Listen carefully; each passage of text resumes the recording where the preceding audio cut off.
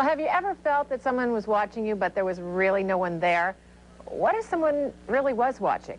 Well, in tonight's special assignment, Ross Blackstone introduces us to Northern Californians who say the government is monitoring their every move, reading their thoughts, and controlling their minds.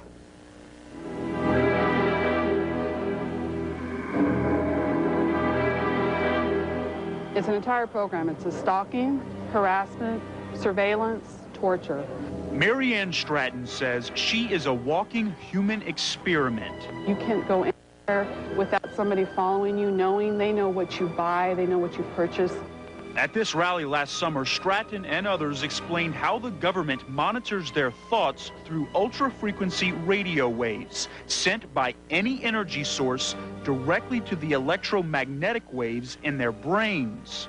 And like I said, they can tune it to any human that they want in this country, just like a radio frequency, an FM, like an FM station.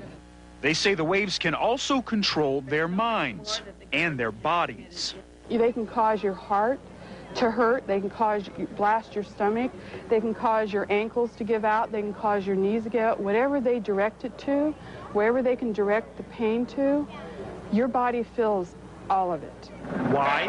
They claim the government is perfecting mind control technology to use in war. And it's all a form of terrorism and torture to drive the targeted subject insane, to drive the human insane. The government has confessed to similar operations in the past using LSD or hypnosis. Now, hundreds of self-proclaimed mind control victims say these documents prove it's happening again. On special assignment, I'm Ross Blackstone for KOVR 13 News.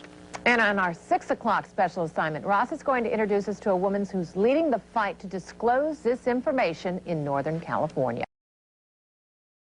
Have you ever listened to that little voice in your head? Most people consider that their conscience, maybe their intuition. But in tonight's special assignment, Ross Blackstone explains that voice may not be yours at all. Some say it could be the government controlling your mind. Cheryl Welsh lives in Davis and studies law at Lincoln. She says she's also a victim of street theater, an experiment in which the government controls the minds of everyone around her.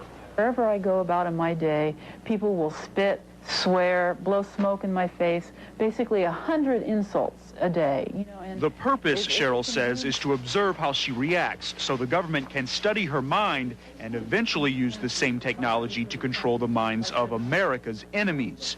If that sounds crazy to you, Cheryl says the government is succeeding. You know, you discredit the enemy.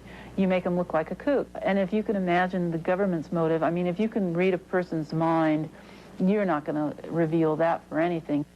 She's not the only one. Cheryl has organized a group called Citizens Against Human Rights Abuse that has attracted hundreds of self-proclaimed victims from California and all over the world. I'm just trying to organize, I guess, and gather the information and get the information out, because I don't think the public has it. She's gathered documents like this from the United Nations that suggest banning electromagnetic weapons because of their biological effects on people.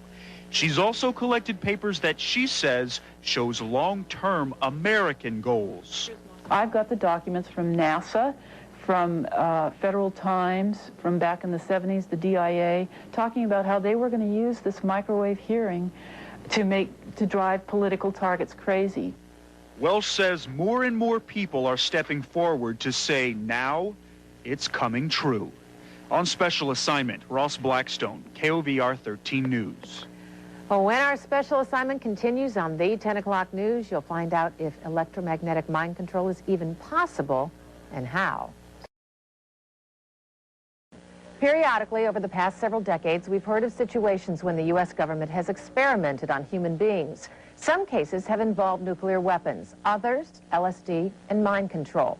So is it possible something similar could happen to us right now without our knowledge? In tonight's special assignment, Ross Blackstone introduces us to Northern Californians who say it is, and that they have proof.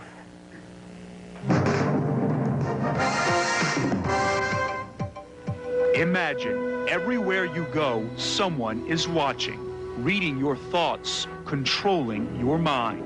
They know what you do inside your house, which you're being monitored, and 24 hours a day, 7 days a week.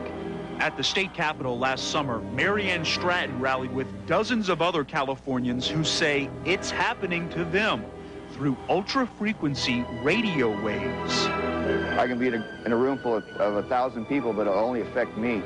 They believe the government is sending radio waves to directly affect the unique electromagnetic waves in their brains. That way it can control their thoughts and bodies. Pain is unbelievable, okay? Enough to make you pass out. If you've ever broken a bone, you want to know what pain. A bone, you want to know what pain. You want to know what pain. Did you see how she stumbled there? After our interview, Stratton said the government made her throat swell so she would have trouble talking to us. And it's electronic harassment, but it seems as when you become actively involved with disclosing this information, it becomes torture. They believe the government is testing mind control tactics to use in war, and anyone could be targeted. Some are uneducated people with no ties. Others have information the government wants to monitor. It could be because of law enforcement. It could be because you're a whistleblower. It could be because you were in the Army, Navy. And they say there's nothing you can do to protect yourself. They also claim minds are controlled different ways. Cheryl Welsh says the government uses radio waves to affect other people around her so as to study her mental reactions. Wherever I go about in my day, people will spit, swear, blow smoke in my face, basically 100 insults a day. Sounds far-fetched? Well, don't make up your mind just yet. Some say they have research going back more than 40 years, which says it's possible. I've got the documents from NASA, from Federal Times, from back in the 70s, the DIA, talking about how they were going to use this microwave hearing to drive political targets crazy. Welsh is also a law student at Lincoln. Through her organization, Citizens Against Human Rights Abuse, she shared documents she's gathered with hundreds of people around the world. Documents like this from the United Nations. It talks about the electromagnetic weapons, and the Russians wanted to ban the weapons.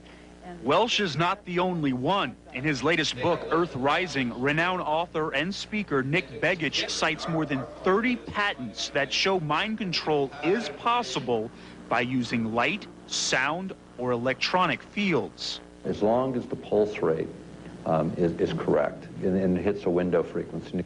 He uses an example from 1997, when more than 600 Japanese children went into epileptic seizures while watching a cartoon, which flashed a light at a certain rate. Similarly, he says if a radio wave is sent at the right frequency to an acupuncture point on the skin, it will translate into an auditory signal that is sent directly to the brain. Begich used this infrasound device to demonstrate on me. I can hear it when you press it to my skin, but not when you take it off. Right. So that's sending the signal through my skin. Through your nervous system, right into the brain, and the brain is decoding it. And so it's almost like it's right in the center of your head. And you can do that even if you weren't touching my skin? Not with this device, but if I were using a microwave carrier at a distance, we could achieve the same thing.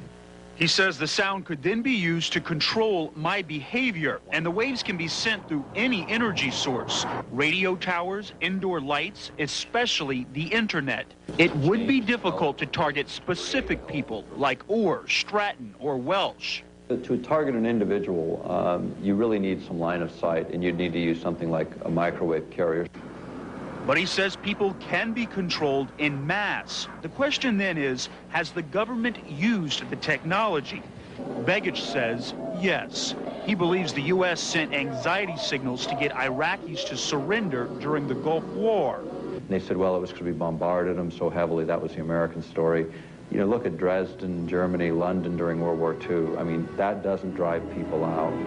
And most Americans have heard how the CIA has used LSD to control minds. Secretary of Energy O'Leary has acknowledged 500,000 people have been experimented on in some form in the U.S. without their permission. Could it happen again? We're in the beginning of a new millennium, and believe me, the stuff that's happened in the past is happening again. Begich says the technology is not extremely advanced. If the military can figure it out, individuals can too. Once that happens, advertisers, politicians, terrorists, anyone could have the ability to control your mind. On special assignment, I'm Ross Blackstone for KOVR 13 News. Well, Nick Begich has been able to convince the European Parliament to call for a ban in the beginning of treaty dialogue for anything that can manipulate human behavior. Still, the U.S. denies the technology. And if American scientists talk about their work, they will be held for treason. But Begich says many former Soviet scientists who experimented with the technology during the Cold War are now going public because of a lack of funding.